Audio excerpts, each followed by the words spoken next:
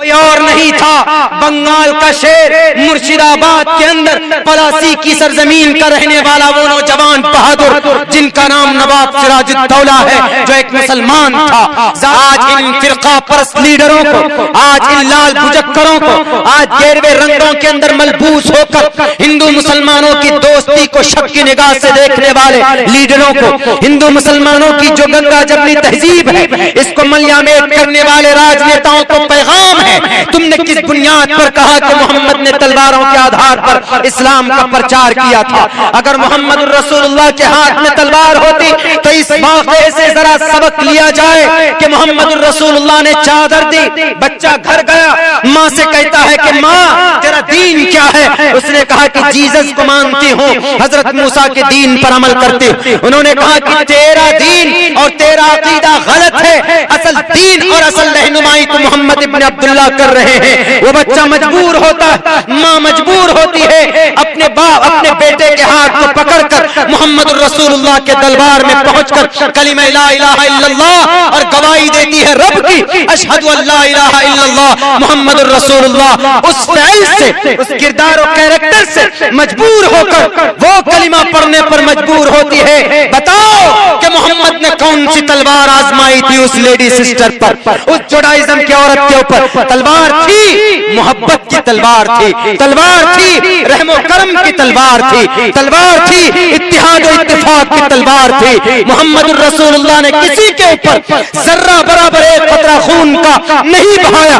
صحابہ کرام کا بائیکاٹ کیا گیا، 3 سال تک شیبہ ابی طالب کے اندر تڑپنے لگے، بھوک سے مرنے لگے۔ ان اسپائٹ آف دیٹ محمد الرسول اللہ نے صبر کی تلقین دی، کسی کو بھی تلوار اٹھانے کی اجازت نہیں تھی۔ آج کل کے فرقہ پرست لیڈروں، محمد نے تلوار کے آدھار پر اسلام کا پرچار نہیں کیا۔ تمہیں اگر یقین نہ ہوتا ہو تو تم قرآن کو چھوڑ دو، ویدوں کو اٹھا، تم ویدوں کو اٹھا کر کے پڑھو، تمہیں پتا چلے گا جس کے اندر کہا گیا ہے محمد الرسول اللہ کے بارے میں، احمد دی پرشتتی میگا مرتس جگرم بہم سور یہی باجانی، سورج کی طرح روشنی لا کر پوری دنیا کے انسانوں کو اندھکار سے بچانے والا وہ انتم مہرشی انتم سندیشتا نام محمد الرسول اللہ صلی اللہ علیہ وسلم کا ہے۔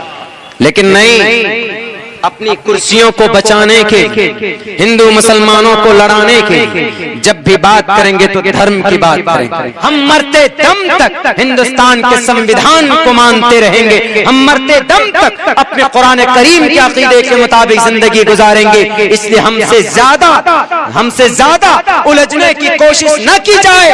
ہم ہندوستان کے امن پرست تھے، ہیں، and the day of judgement رہیں گے۔ ہم تمہارے برغلانے سے کبھی بھی نہیں، ہم اپنے اندر انتشار پیدا کریں گے۔ ہم تمہارے بے وقوف بنانے سے بے وقوف نہیں بنیں گے۔